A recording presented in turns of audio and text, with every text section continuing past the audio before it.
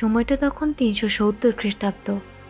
প্রাচীন শহর আলেকজান্ড্রাতে জন্ম হয় হাইপ্যাথিয়া অফ আলেকজান্ডার। তখন শহরটি ছিল রোমান সাম্রাজ্যের অংশ। এটা ছিল জ্ঞান, বিজ্ঞান এবং দর্শনের একটি বড় ক্ষেত্র। হাইপ্যাথিয়ার বাবা ছিলেন থন অফ আলেকজান্ড্রা। তিনি ছিলেন একজন গণিতবিদ এবং শিক্ষক। খুব ছোট থেকেই হাইপ্যাথিয়া তার বাবার কাছে শিখেছেন গণিত, জ্যোতির্বিজ্ঞান এবং যুক্তি। ছোট থেকেই হাইপ্যাথিয়ার দুটি ভালো অভ্যাস ছিল। সে দ্রুত সবকিছু শিখতে পারত এবং গভীর চিন্তা করত। আলেকজান্ড্রার পরিবেশ তাকে জ্ঞান চর্চার দিকে টেনে নিয়ে যায়। তিনি শেখেন গণিত, দর্শন এবং জ্যোতির্বিজ্ঞান। এই সময় তার চিন্তাশক্তি আরও গড়ে ওঠে।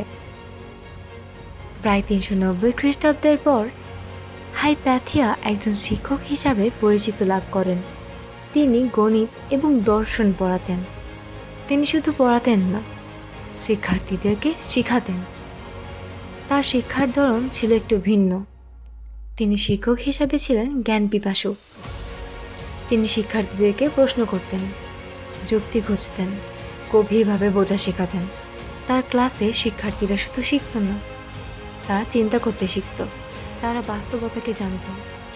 400 থেকে 410 খ্রিস্টাব্দের মাঝখান সময়টাতে হাইপ্যাথিয়া পুরো আলেকজান্ড্রাতে পরিচিত লাভ করেন। দূর দূরান্ত থেকে শিক্ষার্থীরা আসতো তার কাছে শিখতে। তিনি জ্যোতির্বিজ্ঞান এবং গণিত নিয়ে কাজ করতেন। মানুষ তাকে সম্মান করত কারণ তিনি ছিলেন যুক্তিবাদী, শিক্ষক এবং নিরপেক্ষ। ঠিক 410 থেকে 415 খ্রিস্টাব্দের মাঝখান সময়টাতেই আলেকজান্ড্রাতে ভয়াবহ রাজনৈতিক ও ধর্মীয় অস্থিরতা শুরু হয়ে যায়। শহর ভাগ হয়ে যায় বিভিন্ন গোষ্ঠীতে। সেই সময় কিছু লোক ক্ষমতার জন্য লড়াই করছিল, কিছু লোক ধর্মের প্রভাব বিস্তার করতে। হাইপ্যাথিয়া এসবের বাহিরে ছিলেন। তিনি শুধু যুক্তি এবং শিক্ষার পক্ষে ছিলেন।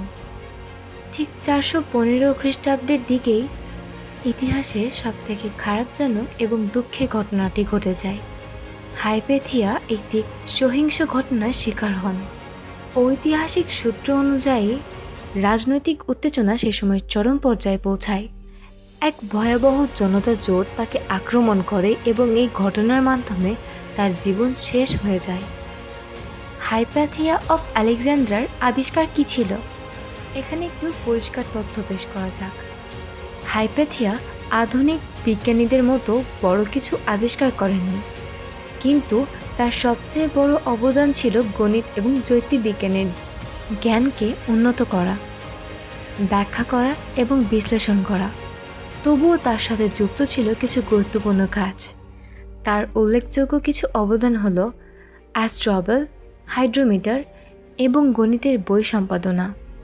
সবথেকে গুরুত্বপূর্ণ বিষয় ছিল হাইপ্যাথিয়ার আসল আবিষ্কার তার শিক্ষা পদ্ধতি নিয়ে। যদি একটু ঘেঁটে দেখা যায় তাহলে দেখা যাবে তিনি শিক্ষার্থীদেরকে খুব বেশি প্রশ্ন করতেন, যা তাদেরকে চিন্তা করতে বাধ্য করত। কোনো কিছু যুক্তি দিয়ে বোঝাতেন যেগুলো শিক্ষার্থীরা সহজে মনে রাখতে পারত। এই পদ্ধতিগুলো এখনও আমরা করে আসছি, অর্থাৎ হাইপ্যাথিয়ার অবদান এখনও আমাদের মধ্যে জীবিত আছে। তিনি নতুন জিনিস আবিষ্কার কম করেছেন, কিন্তু পুরনো জ্ঞানকে এমনভাবে বাঁচিয়ে রেখেছেন যা ভবিষ্যৎ বিজ্ঞানকে সম্ভাব্য করেছে। হাইপ্যাথিয়া ছিলেন প্রাচীন বিশ্বের নারী গণিতবিদ। তিনি যুক্তিবিদ্যা চিন্তার প্রতীক। তার মৃত্যু সেই সময় রাজনৈতিক এবং সামাজিক অস্থিতিশীলতার প্রতিচ্ছবি ছিল। তিনি না থাকলেও তার চিন্তাভাবনা এখনও বেঁচে আছে। জ্ঞান যেমন শেষ হয় না, তেমনি জ্ঞান চর্চার জন্য সময় কখনো নির্ধারণ থাকে না। সেই জন্য আমাদেরও উচিত আমাদের চারপাশকে ভালোভাবে জানা। আজকের জন্য এইটুকুই। আগামী দিনে আবারও দেখা হবে। আল্লাহ হাফেজ।